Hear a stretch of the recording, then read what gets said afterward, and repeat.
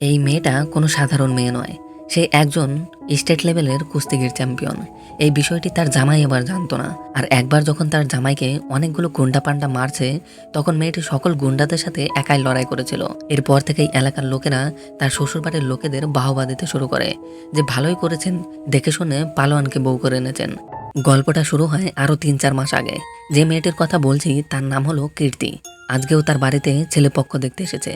কিন্তু কথায় কথায় যখন তারা জানতে পারে মেয়ে হলো স্টেট লেভেলের কুস্তিগির চ্যাম্পিয়ন, তখন তারা বিয়েতে আর সামনে এগোতে চায় না, মেয়ের বিয়ে দিতে পারছে না। এই সেই অনেক কিছু অতিরিক্ত ভেবে তিনি অসুস্থ হয়ে পড়েন।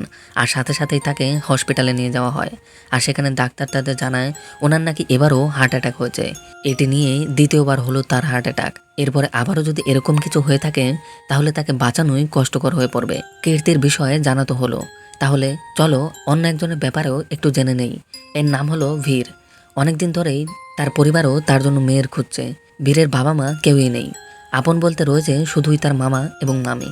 আর এদের নিয়েই তার পরিবার ভীর, এবং সে বিয়েও করেনি। কারণ জিজ্ঞেস করাতে ভীরের বন্ধু ভীরের পছন্দের ব্যাপারে বলে। তখন তার আঙ্কেল বলে, এমন পছন্দের মেয়ে আমার নজরে একজন তো আছে। আর এখানে তিনি আসলে তার ভাইয়ের মেয়ে কীর্তির কথাই বলে। কিন্তু আমরা তো জানি ভীরের যেমন মেয়ে পছন্দ, কীর্তি তার পুরোপুরি উল্টো। তবু আঙ্কেল কীর্তির বিয়ে দেওয়ার জন্য মিথ্যে কথাটাই বলে। কারণ তিনি জানেন কীর্তির জন্য হয়তো এর থেকে ভালো ছেলে আর কোথাও তিনি খুঁজে পাবেন না। যার জন্য তাদের আমন্ত্রণ জানিয়ে বাড়িতে ফিরে আসে তিনি। পরের দিন সময় মতো ভীর তার পরিবারকে নিয়ে মেয়ে দেখতে আসে। আর সময় মতো কীর্তি যখন তাদের সামনে আসে, তখন ভীর প্রথম দেখাতেই একেবারে মন্ত্রমুগ্ধ হয়ে যায়। আর অবশেষে তাদের বিয়েটাও বেশ ধুমধামে খুব সুন্দরভাবেই পার হয়ে যায়। মাঝে একদিন দাস তার ছেলেপুলে নিয়ে ভীরের বাড়িতে আসে এবং সেখানে কীর্তিকে হাসিয়ে যায়। কিন্তু ভীর এগুলোতে ভয় পায় না।